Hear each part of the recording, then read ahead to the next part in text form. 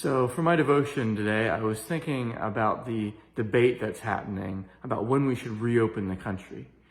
You know, there's some folks that are saying, we need to reopen the country as soon as possible. We need to get the economy going again. We need to get people back to work. We need to ease restrictions as soon as possible. We need to do that. Then there's other folks saying, well, let's hold on. Let's take a breath. And let's make sure that we know what's happening and that we can go back in a careful, cautious, safe way. Well, I'm not taking a side on that one way or the other, but it does make me think about the issue of patience.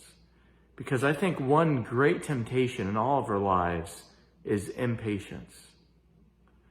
We often are tempted to be impatient. You know, we all have goals that we want to achieve in our lives. We have things that we want to see happen. And it's usually according to our timeline that we want to see those. Oftentimes it's like ASAP we want things to happen. Maybe it's a promotion that we want, or finding a partner that we can be with, or maybe even growth in our church. And we want that to happen right now according to what makes sense to us. But what we see in the Bible is that God's timing is a whole lot different than our timing. And God's timing is a whole lot better than our timing. In fact, we just celebrated that a couple days ago on Easter. We said that Jesus came as a Messiah to die and rise again. But the people had been asking God for decades, centuries even, where's the Messiah? We want a Messiah. When's he coming? But he came when the circumstances were right. And that's often how it was in the scriptures. That the people wanted something to happen, but it ended up that their timing was totally off. But God knew in the end the right time for things to happen. And I'm struck by the reality of this in my own life, because there's so many things that I see that I've had planned out in my life. I thought I knew exactly when they should happen. I thought, okay, this should happen at this point, and that should happen at that point, and so on. But then I look back and I think, boy, thank God they didn't happen when I wanted them to, because the timing wasn't right.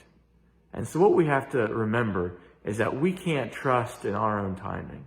We need to trust in God's timing because he knows far better than we do. Yeah, sometimes we need to discipline ourselves to remember that our timing doesn't often align with God's timing. Or to put it another way, we need to be people of patience who trust and submit, not just to God's plans for our life, but to his timing as well. And I invite you to consider that today, not just in the circumstance that we're in right now, but in every circumstance you find yourself in your life. Always think about not just, okay, what makes sense according to me and my plans? What makes sense perhaps to God? How do I need to trust in him and his timing and the situation? Because if we do trust in his plans and his timing, and we let things unfold, things will turn out much better that way. And that actually allows God to be God and frees us up from that responsibility, which is a great thing because none of us can be God. Amen? Only God can be God. Only his timing is perfect. So let's trust in that timing. And let's always strive to be people who are patient in everything that we do. Blessings, church. We'll see you soon.